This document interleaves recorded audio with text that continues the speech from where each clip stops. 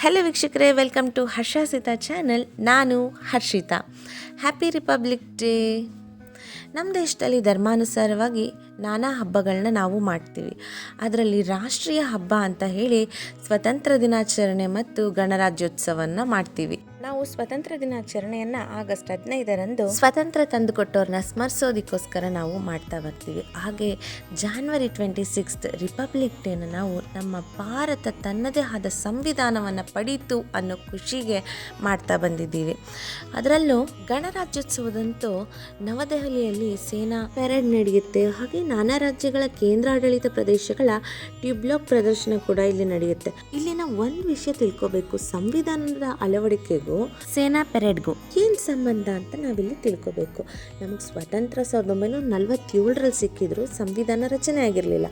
ಆಗ ನಾವು ಬ್ರಿಟಿಷರು ಬಿಟ್ಟೋಗಿದ್ದಂಥ ಇಂಡಿಯನ್ ಆಕ್ಟ್ 1935 ರೂಲ್ ಬುಕ್ ಇಟ್ಕೊಂಡು ಕೆಲವೊಂದು ಚೇಂಜಸ್ನ ಮಾಡಿಕೊಂಡು ನಾವು ತಾತ್ಕಾಲಿಕವಾಗಿ ಬಳಸ್ತಾ ಬಂದ್ವಿ. ಹಾಗೆ ಭಾರತ ರತ್ನ ಡಾಕ್ಟರ್ ಬಾಬಾ ಸಾಹೇಬ್ ಅಂಬೇಡ್ಕರ್ ಮತ್ತು 6 ಜನರ ಒಂದು ಕರಡು ಸಮಿತಿಯನ್ನು ನಿರ್ಮಾಣ ಮಾಡಿ ಅವರು ನಮಗೆ ಸಂವಿಧಾನವನ್ನು ಕೊಟ್ಟರು ಸಹ ಅದೇ ಆಧಾರದ ಮೇಲೆ ನಮ್ಮ ದೇಶ ಈಗಲೂ ಕೂಡ ನಡೀತಾ ಬಂದಿದೆ.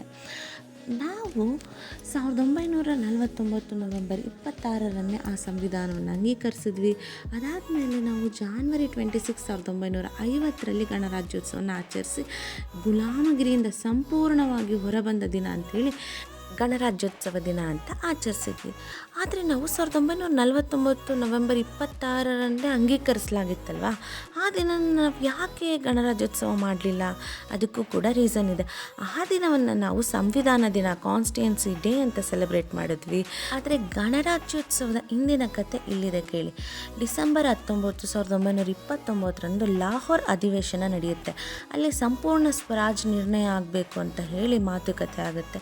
ಅದಾದಮೇಲೆ 26 ಜಾನ್ವರಿ 1939ರಲ್ಲಿ ಸಂಪೂರ್ಣ ಸ್ವರಾಜ್ ಘೋಷಣೆ ಮಾಡಿ ಅಲ್ಲಿ ಕಾಂಗ್ರೆಸ್ ಪಕ್ಷದ ಅಧ್ಯಕ್ಷರಾಗಿದ್ದ ಜವಾಹರ್ಲಾಲ್ ನೆಹರು ಅವರು ಅವರ ನೇತೃತ್ವದಲ್ಲಿ ತ್ರಿರಂಗ ಧ್ವಜವನ್ನು ನವದೆಹಲಿಯ ಲಾಹೋರ್ ನದಿ ದಂಡೆಯ ಮೇಲೆ ಆರಿಸ್ತಾರೆ.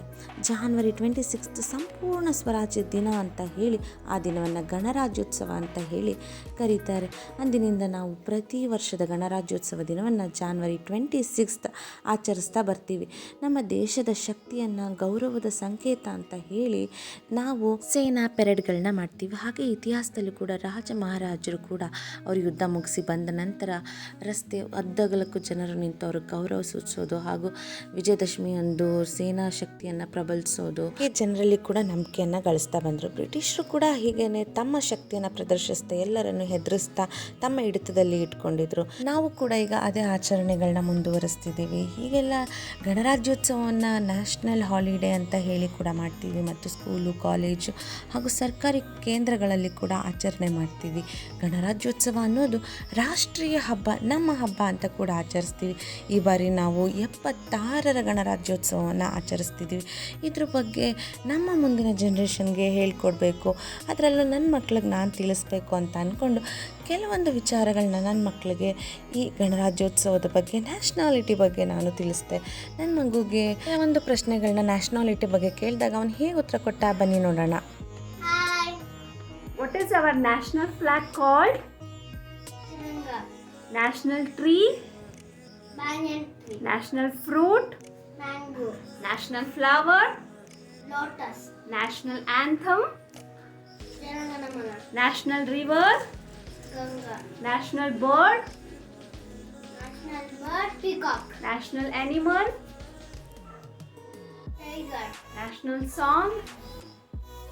Vande Matra. National vegetable? Pumpkin. National reptile? King cobra. National aquatic animal? Dolphin. Very good. Thank you Anvith. ಹಾಗೆ ನನ್ನ ಚಿಕ್ಕ ಮಗನಿಗೆ ಕೂಡ ನಾನು ಫೋಟೋಶೂಟ್ ಮಾಡಿದ್ದೆ. ನೋಡ್ತಿದ್ರಲ್ಲ ಎಷ್ಟು ಚೆನ್ನಾಗಿ ಬಂದಿದೆ ಅಂತ. ರೋಸ್ ಪೆಟಲ್ಸ್ನ ನಾನು ಇಲ್ಲಿ ಯೂಸ್ ಮಾಡ್ಕೊಂಡಿದ್ದೆ ಹಾಗೂ ನನ್ನ ಮಗುಗೆ ತ್ರಿರಂಗ ಡ್ರೆಸ್ನ ಕೂಡ ಹಾಕಿದೆ. ನೋಡ್ತಾ ಇರ್ಬೋದು. ಎಲ್ರಿಗೂ ಇಷ್ಟ ಆಯಿತು ಅಂತ ಅನ್ಕೋತೀನಿ. ಲೈಕ್ ಮಾಡಿ, ಶೇರ್ ಮಾಡಿ, ಸಬ್ಸ್ಕ್ರೈಬ್ ಮಾಡಿ, ಮತ್ತೊಂದಷ್ಟು ವೀಡಿಯೋಗಳನ್ನ ನೋಡಿ ಹೀಗೆ ಸಪೋರ್ಟ್ ಮಾಡಿ. Thank you.